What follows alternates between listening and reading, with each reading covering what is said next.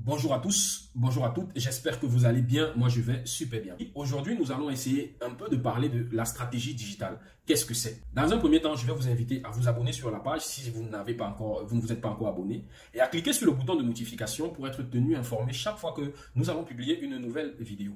Je suis Ada Mbita Ariel Nathan, Digital Project Manager. Et aujourd'hui, justement, je vais vous entretenir sur la stratégie digitale. On va essayer d'expliquer cela en des termes très simples parce que c'est l'objectif de cette chaîne, c'est justement d'essayer d'expliquer les choses qui sont souvent compliquées ou qui peuvent paraître compliquées en des termes très simples qui soient accessibles à tous et à toutes.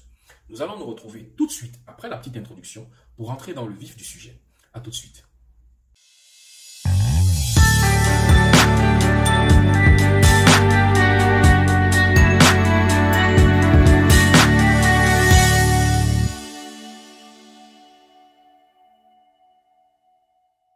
Bienvenue une fois de plus sur cette vidéo. Nous allons directement rentrer dans le vif du sujet. De manière très simple, qu'est-ce que c'est que la stratégie digitale? La stratégie digitale, c'est l'ensemble d'actions organisées et structurées que vous allez mettre en place, par exemple, sur Internet, dans le but d'atteindre un objectif que vous aurez clairement défini au départ. Donc, si, quel que soit le type de projet digital que vous souhaitez lancer, il est important, il est capital d'avoir au préalable pensé à une stratégie. Parce que qu'il s'agisse d'un site internet, qu'il s'agisse d'une page sur les réseaux sociaux, ces éléments doivent s'intégrer dans une stratégie digitale qui a été pensée au départ. Et très souvent, dans des grandes entreprises, la stratégie digitale doit avoir la même ligne que la stratégie de communication globale ou la stratégie marketing globale de l'entreprise, par exemple. Donc, il faut faire très attention. Lorsque l'on parle de stratégie digitale, très souvent, pour mettre sur pied une stratégie digitale pour votre projet, on va s'atteler à travailler sur 8 points. 8 points essentiels de manière générale. Donc, le premier point, ce sera l'audit et le benchmarking de l'existant. Dans cette partie, il va s'agir, dans un premier temps, de regarder ou d'analyser ce que vous faites déjà. Si vous êtes sur les réseaux sociaux, quel est l'état de vos réseaux sociaux, quel est l'état de votre e-réputation, qu'est-ce que font vos potentiels concurrents, comment eux ils gèrent, qu'est-ce qu'ils font, qu'est-ce qu'ils ne font pas, qu'est-ce qu'ils font bien pour pouvoir s'en inspirer, qu'est-ce qu'ils font moins bien pour savoir quelles sont les erreurs à éviter. Donc ça, ce sera le premier élément. Le deuxième élément sur lequel nous allons travailler, c'est de définir des objectifs. Il faut faire la différence entre des objectifs et des buts. Le but, il peut être global, mais l'objectif, idéalement, doit être clairement défini et doit être smart, comme on dit souvent, c'est-à-dire mesurable, identifiable dans le temps. Donc, vous devez définir des objectifs clairs. Un exemple d'objectif clair pour une stratégie digitale, c'est par exemple d'avoir au bout de 3 mois 2000 abonnés sur sa page. Voilà un objectif clairement défini. Vous devez définir vos objectifs de manière claire et de manière précise. Ceci va faciliter ensuite le suivi et l'analyse des métriques qui vont permettre de voir est-ce que les éléments ou la stratégie qu'on est en train de mettre en place porte ses fruits ou bien il faut faire des ajustements, si oui, à quel niveau. La troisième chose à faire, c'est d'identifier les cibles. C'est toujours très étonnant. Lorsque je discute avec quelqu'un, je lui demande mais quelles sont tes cibles? Il me dit mes cibles c'est tout le Cameroun, ou alors mes cibles c'est toute la Côte d'Ivoire, ou alors mes cibles c'est toute l'Afrique. Tu ne peux pas cibler toute l'Afrique. Même si tu avais quel niveau de ressources, tu ne peux pas cibler toute l'Afrique. Il faut commencer sur une niche, il faut commencer sur un segment. Et l'une des façons les plus simples souvent de définir un profil, l'une des façons les plus simples de faire, c'est souvent de définir un profil type de la cible qui vous correspond. Si je pourrais vous prendre un exemple très simple. Par exemple, si vous êtes dans la vente de sacs pour les femmes, de sacs en paille, le profil type de votre entreprise peut être par exemple des femmes, une femme de la trentaine qui est cadre dans une entreprise qui, en fonction aussi du prix auquel vous vendez vos sacs, par exemple, si vous vendez vos sacs à 50 000, il faut que la femme, le profil, peut-être c'est une femme qui a un salaire à peu près peut-être de 150 000, donc elle peut se permettre d'acheter des sacs à 50 000. C'est une femme qui peut-être est véhiculée, elle habite dans les grandes villes, c'est une femme qui aime participer au gala, etc.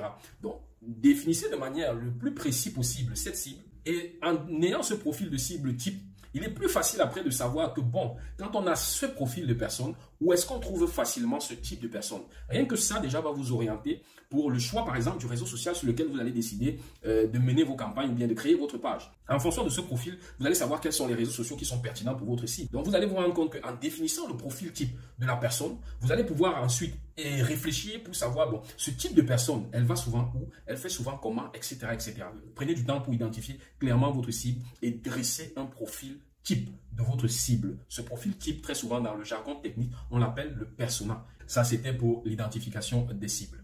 Le quatrième point sur lequel vous devez travailler, c'est la stratégie de différenciation. Quelle stratégie vous allez mettre en place pour vous démarquer de ceux qui font déjà la même activité que vous, qui sont sur les réseaux sociaux là comme vous? Comment vous allez faire pour vous démarquer, pour vous différencier de cette masse-là?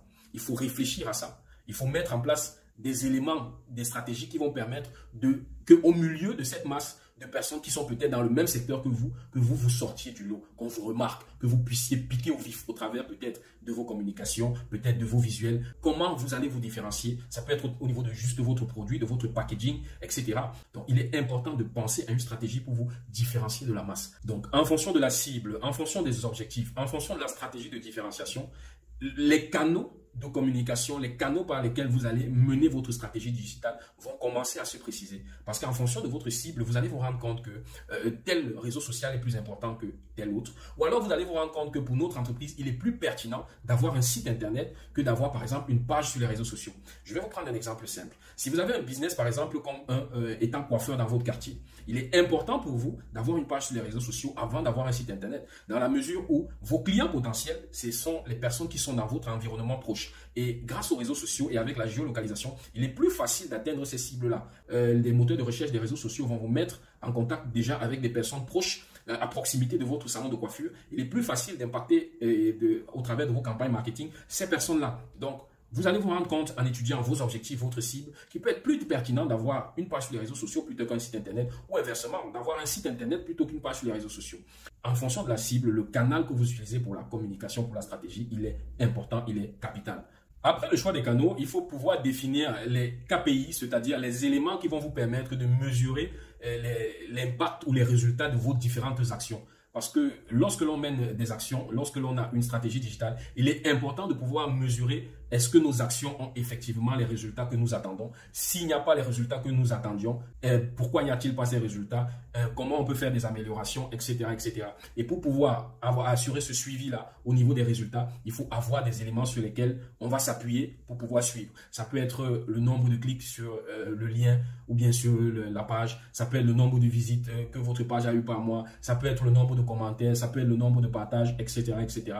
Il y a plein d'éléments que vous pouvez mettre en place qui vont vous permettre de mesurer l'efficacité de vos différentes actions, de mesurer, de savoir si les actions que vous avez entreprises sont effectivement pertinentes ou pas. Et si elles ne le sont pas, savoir où est-ce que ça ne donne pas, sur quelle proportion, dans quelle proportion et comment faire les ajustements nécessaires qui vont permettre de rééquilibrer les choses, qui vont permettre d'atteindre les objectifs. Ensuite, après avoir défini tout ça, il va falloir définir un plan d'action. Donc, quand vous avez fini de penser aux objectifs, de faire l'audit, de définir les cibles, de choisir les canaux, il faut savoir quel est le plan d'action que vous allez mettre en place pour développer votre stratégie. Il faut que cela soit, vous l'établissiez en étapes. Peut-être la première étape pour une entreprise, c'est que vous pouvez vous rendre compte que, oui, vous voulez aller sur les réseaux sociaux, mais en tant qu'entreprise, vous n'avez même pas, par exemple, d'identité visuelle. Donc, si vous allez sur les réseaux sociaux sans identité visuelle, votre marque ne va pas impacter les gens parce que les gens ne sauront même pas reconnaître vos produits au milieu des autres produits, des autres personnes qui, eux, ont une identité visuelle. Là, vous allez passer comme un inconnu dans une foule et personne ne va vous remarquer. Donc, ça peut être une étape. Lorsque vous avez fini de penser aux premières étapes, là, il faut définir votre plan d'action pour exécuter maintenant votre stratégie digitale. Comment vous allez l'exécuter? Donc, c'est ça, en fait, le plan d'action. Après le plan d'action, il faut définir une ligne éditoriale.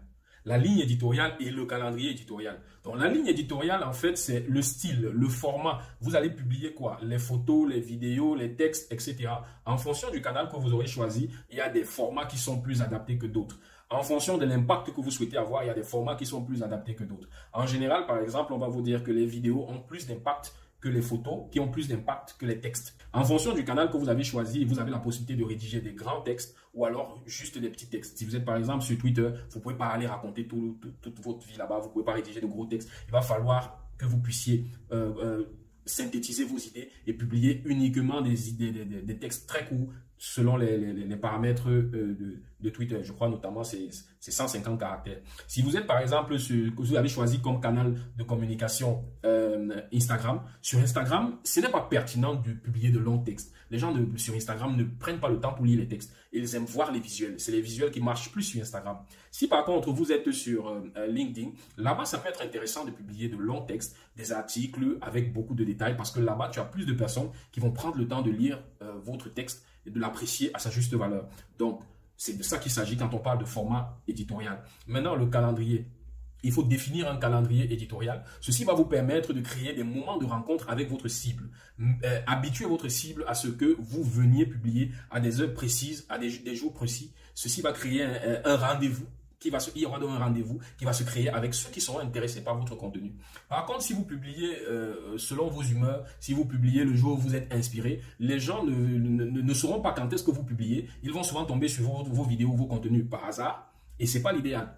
L'idéal, c'est de réussir à créer une relation forte, un moment de rendez-vous fort avec sa cible. C'était là des éléments, 8 éléments sur lesquels il faut s'appuyer pour établir une stratégie digitale intéressante pour votre entreprise, pour votre branding personnel. Bref, quel que soit le projet le projet que vous voulez lancer sur Internet, il faut établir une stratégie digitale bien avant. Parvenu au thème de cette vidéo, nous vous remercions pour votre attention et nous vous invitons à suivre la prochaine vidéo. On se dit à la prochaine. Bye bye.